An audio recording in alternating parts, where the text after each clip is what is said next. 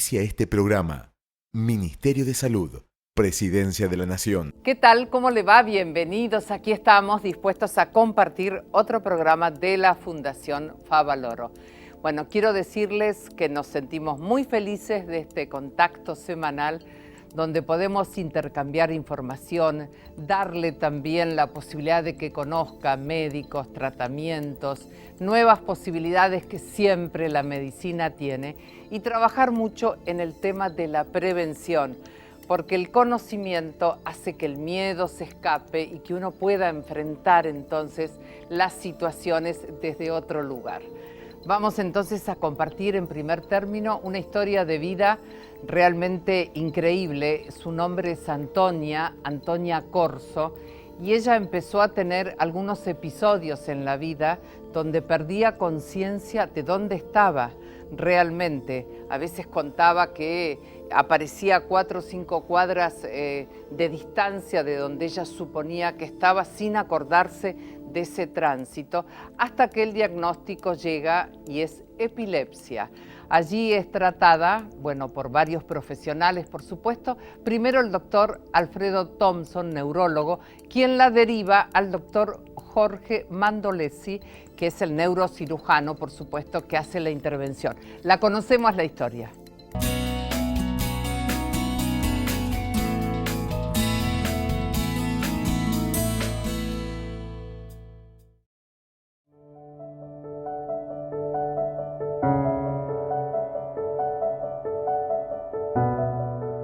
Durante muchísima cantidad de años yo tuve episodios con pérdida de conciencia y automatismos.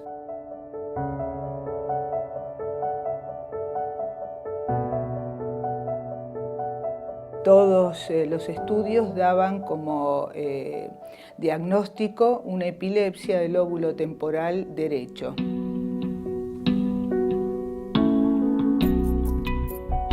La mayoría de las crisis epilépticas después de los 18 años son crisis no convulsivas. Son personas que están hablando y que de repente se desconectan y que no saben lo que están diciendo, lo que están haciendo, y se pueden manejar en forma común o normal, pero están desconectados. La primera vez que me sucedió de esta manera, yo estaba dando clases en el colegio. No registré absolutamente nada, la mano que subía y bajaba y el movimiento de boca. Se asustaron todos porque, se asustaron. Era la primera vez delante de los alumnos.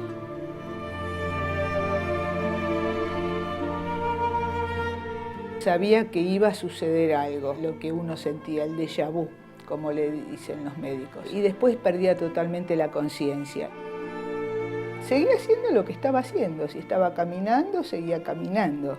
Me ha tocado estar comprando en la librería en Acoiti Rivadavia, cruzar Rivadavia, caminar todas esas cuadritas hasta la estación de Primera Junta y recién, delante de la confitería, darme cuenta de que había hecho todo el trayecto y no lo había registrado. Recién ahí me desperté.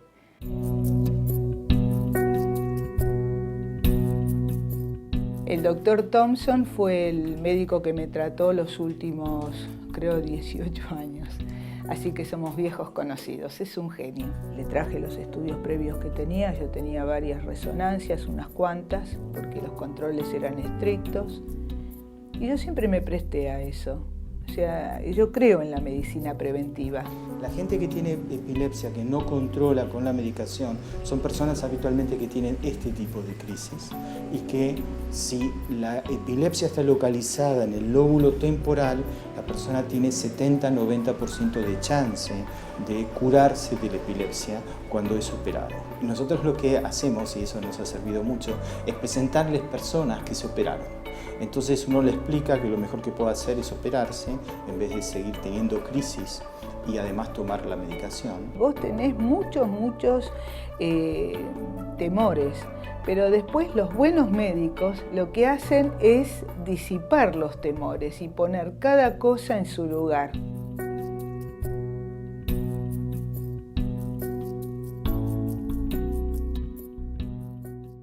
Siempre nos gusta mucho poner estos testimonios como el de Antonia en el aire, porque bueno, existe la posibilidad de la cura, de encontrar el diagnóstico. En este caso, aparte, sin el miedo que puede provocar un tumor que está alojado en un lugar que provoca la epilepsia. Pero sin embargo, después de la operación, miren todas las cosas buenas que ella nos cuenta.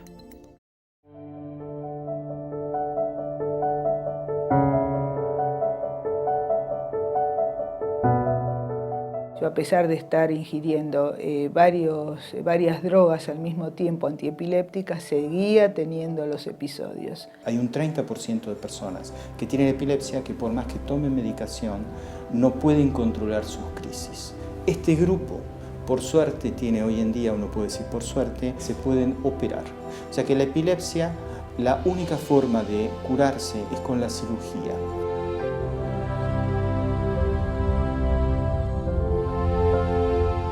Habían hecho el comentario de que se podía operar la epilepsia. Tengo un neurólogo de primera, de 10, que me está diciendo, opérese. ¿Usted se operaría? Le hice el comentario, ¿no? La pregunta. Dice, sí. Bueno, perfecto. O sea, si vos confías, confías.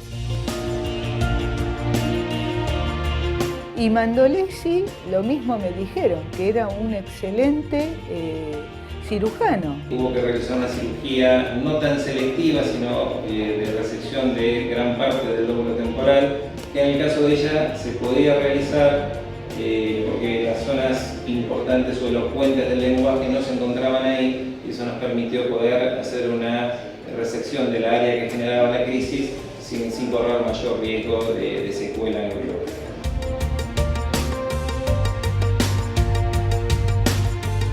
Me trataron de maravillas los dos, me trataron de maravillas todo el cuerpo de enfermeros, de auxiliares, de neurólogos, me mimaron una barbaridad. Y yo les decía a todos ellos que se percibía humanidad, que no es fácil encontrarlo en otros ambientes médicos. En la Fundación hay humanidad, hay caridad.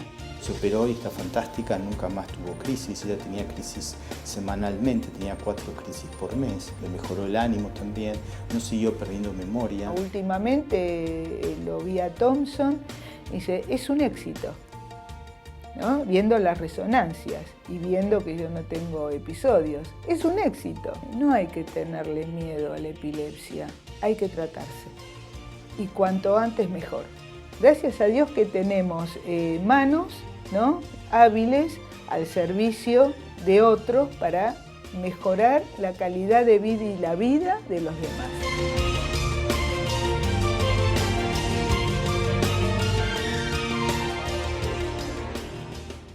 Siempre me apasiona conocer un poco cuáles son los caminos que llevan a que la gente pueda encontrar cuál es el sentido de la vida y por qué está en esta vida y qué es lo que debe hacer, ¿no?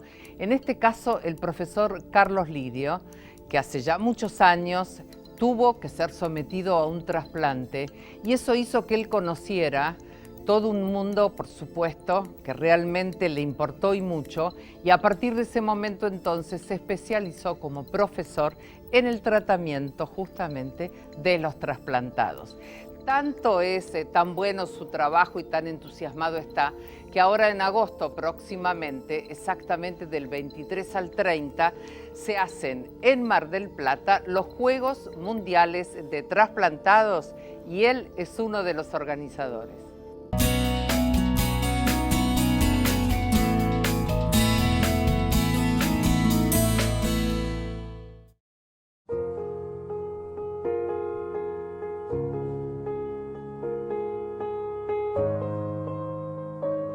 Yo tenía un trasplante cardíaco en el 95, voy a cumplir 20 años de trasplante.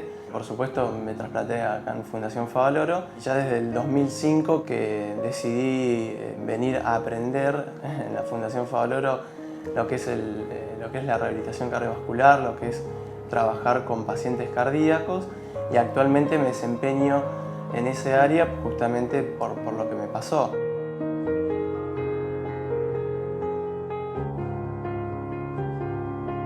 El trabajo consiste en ver a los pacientes posoperatorio o posangioplastía, inclusive post-trasplante cardíaco, y hacer una rehabilitación para que el paciente, una vez que esté afuera de la institución, o sea, ya le hayan dado de alta, volver a recuperar su movilidad, su capacidad funcional y poder reinsertarlo nuevamente a las actividades cotidianas que hace.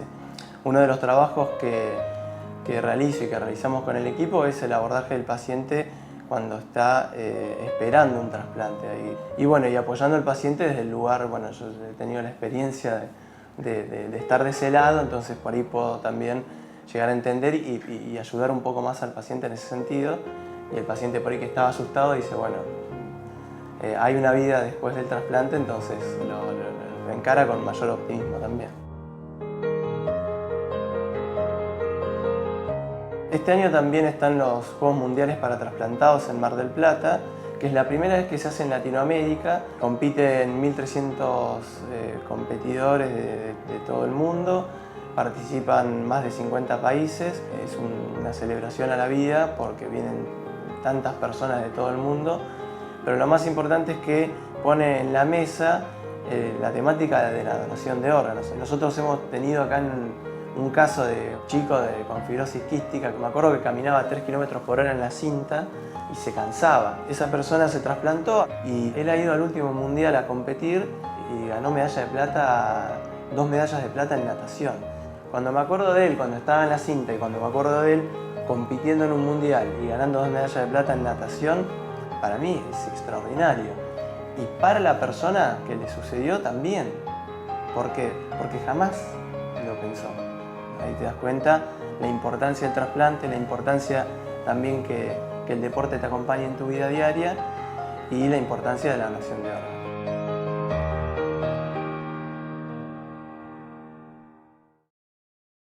Llegamos al momento de historia clínica. Vamos a conocer entonces qué sucedió en la vida de Alberto Garfinkel, quien, el diagnóstico hipertensión arterial, pero uno supone entonces que esta hipertensión tiene un solo origen. Sin embargo, no, descubrimos que hay varios orígenes y con el doctor Agustín Ramírez entonces se llegó al diagnóstico certero, la operación y la posibilidad de entonces de la normalidad.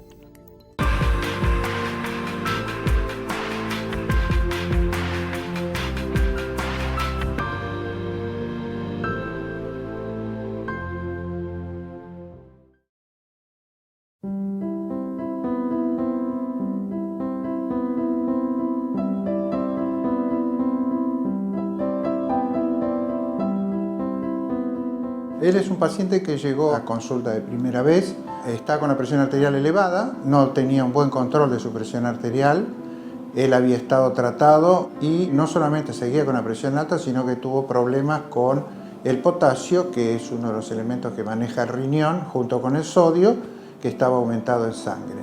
Y refiere por una ecografía que en una glándula que está arriba del riñón, por eso se llama la suprarrenal, tenía un pequeño nodulito. Los niveles de presión se aumentaban en forma considerable. Me producían un temor a poder morirme en cualquier momento porque no tenía un diagnóstico adecuado y la medicación que me daban me sentía mucho peor que antes. En función de ello y por lo que presentaba por las imágenes, una presión arterial que no se podía controlar, y que el trastorno que tuvo con el potasio, eso hace pensar la posibilidad que el paciente tenga lo que se llama una hipertensión arterial secundaria.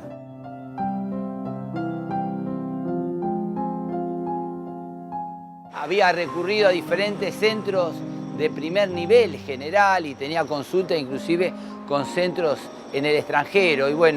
Y desde que voy a la Fundación Favaloro me encuentro ya ubicado, por lo menos, en el camino correcto, en la vía adecuada y con confianza en la gente que me está tratando. Lo que hicimos es que algo que no tenía hecho hasta ese momento, le pedimos las concentraciones de la hormona que se libera desde esa glándula, que es la aldosterona, y la aldosterona sobre un valor normal de alrededor de 300 tenía 1090 de valor, o sea que estaba francamente elevado, lo cual certificaba aún más el diagnóstico. Una vez certificado el diagnóstico se le dio el tratamiento específico con un fármaco que bloquea los receptores, o sea que antagoniza el efecto de esta hormona, y a la semana estaba con presión normal y se está instrumentando en este momento su atención por cirugía para hacer la resección de esa glándula, y con lo cual esperamos que su presión arterial no solo se normalice, o por lo menos si queda hipertenso va a quedar con una hipertensión muy suave que es fácilmente controlable.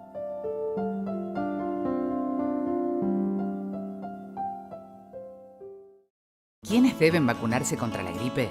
Embarazadas, mamás antes de egresar de la maternidad, niños entre 6 y 24 meses, personas con enfermedades crónicas u obesidad, personal de salud y mayores de 65 años. Para ellos, la vacuna es gratuita en centros de salud y hospitales públicos de todo el país. Vacunate. Es bueno para vos. Es bueno para todos. 0800-222-1002.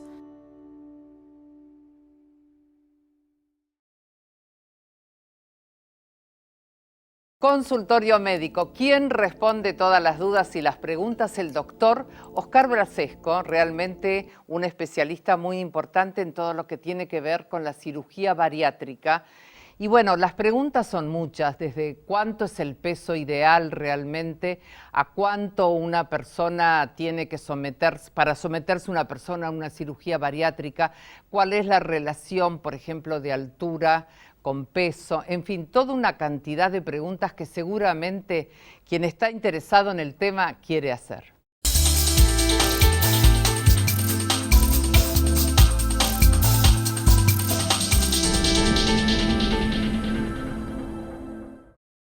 Buenas tardes. Hoy en nuestra sección del consultorio vamos a responder una pregunta que hace muy frecuentemente la gente sobre la cirugía bariátrica. Es, ¿qué peso debo tener para hacerme una cirugía bariátrica? En realidad la gente relaciona mucho el peso con la cirugía bariátrica y esta es una relación no realmente tan directa. La gente piensa en general que la cirugía bariátrica es para aquellos pacientes muy obesos, esos que ven en la calle, que no pueden caminar, que andan en una silla de ruedas. Y en realidad hay gente que es mucho más delgada para lo que la gente imagina. El señor que está todos los domingos en nuestra casa comiendo el asado, comiendo los ravioles, el señor que tiene mucho abdomen, que es hipertenso y que es diabético, ese señor tiene indicación de cirugía. Pero a ver, para tratar de ser muy concretos, hay un índice que es el índice de masa corporal. El índice de masa corporal es una fórmula con la cual nosotros calculamos precisamente cuán obeso o no es un paciente. Esto divide el peso por la altura del cuadrado y eso da un numerito. Aquí, en esta tabla que nos vamos a ver ahora. Aquellos pacientes que tienen entre 18 y 25 de índice de masa corporal son pacientes con peso normal. Y de 25 para arriba comienza el sobrepeso. Los pacientes que concretamente tienen indicación de cirugía son aquellos que tienen más de 40 de índice de masa corporal. Hagamos una relación. Un señor que pesa 90 kilos y mide 1,90 m tiene peso normal. Un señor que pesa 90 kilos y mide 1,50 m seguramente tiene un sobrepeso muy importante. Esto es el índice de masa corporal. Bueno, de las enfermedades respiratorias, el asma es algo que escuchamos muy frecuentemente, ¿no? En todas las edades. En este caso vamos a poner la mirada en la población adulta y el Ministerio de Salud hizo justamente una prevalencia del asma en todos los adultos en la Argentina, llegando a la conclusión que el 6% de esa población tiene entonces esta enfermedad. Quien nos habla es el doctor Jonathan Confino.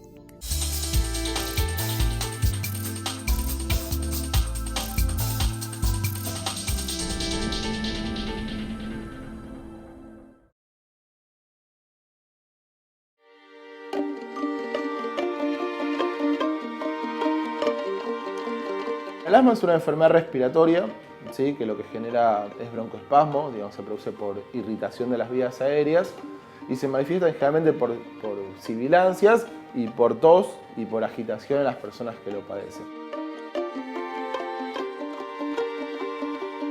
Esta primera encuesta sobre la prevalencia de asma es muy importante para el Ministerio porque es la primera vez que el Ministerio de Salud tiene datos poblacionales, o sea que representan verdaderamente lo que pasa en toda la población sobre asma, digamos. Esto nos permitió saber que el 6% de la población adulta tiene asma, digamos, estos son casi 900.000 personas. Y en ese marco lo que estamos haciendo nosotros es brindar medicamentos gratuitos para tratar el asma a través del programa Remediar. Se han distribuido en estos últimos 10 años casi 26 millones y medio de tratamientos para el asma, tanto para adultos como para niños.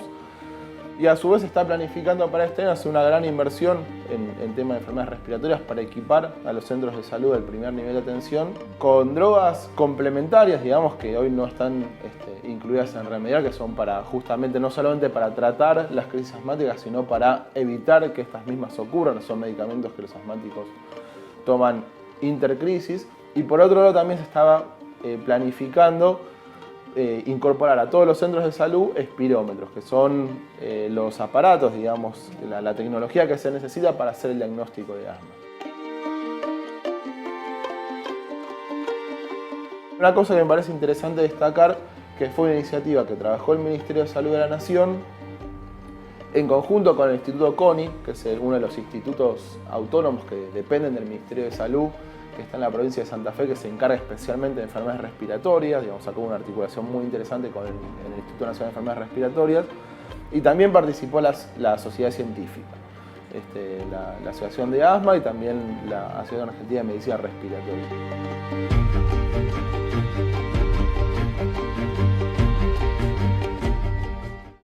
Conocemos últimamente el caso de muchos deportistas que sufren enfermedades fuertes o que pierden la vida por no haber hecho previamente del ejercicio del deporte una buena revisación médica. Justamente de esto hablamos con el doctor Domingo Mota, porque él es un especialista justamente que recomienda con mucha certeza cuáles son los estudios que tiene que hacerse un deportista.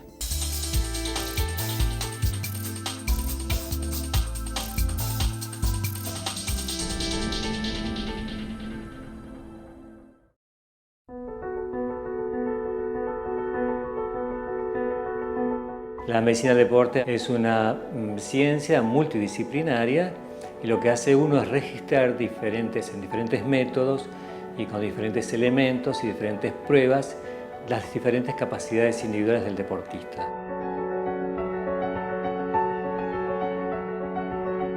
Los estudios, bueno, depende de la modalidad del deportista. Si es un maratonista, se hace en cinta ergométrica con un protocolo adaptado para este deporte. En el ciclista es óptimo evaluarlos en bicicleta ergométrica con cargas crecientes para determinar también dónde están las velocidades y las potencias mecánicas en el registro de resistencia y de velocidad y potencia aeróbica.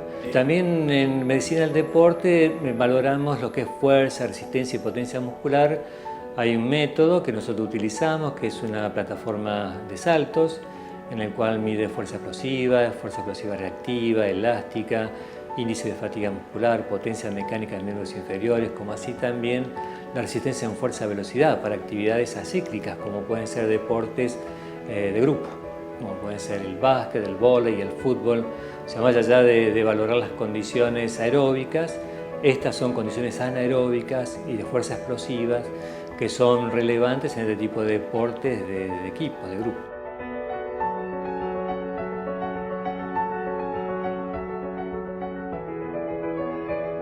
También otra variable que es la de valorar no solamente lo que es la hidratación y la alimentación deportiva a través de todas estas pruebas que valoran también su costo metabólico durante el ejercicio. La composición corporal es medir perímetros, diámetros, pliegues, envergadura, todo lo que está relacionado a conocer cuál es el componente de masa muscular, de tejido adiposo, de masa ósea, la relación entre masa ósea y masa muscular, entre masa muscular y tejido adiposo, todo aquello de la composición corporal que puede mejorar el rendimiento y la calidad del deporte. En relación a esto, bueno, hay diferentes disciplinas que tienen diferentes componentes y por supuesto requiere del apoyo nutricional.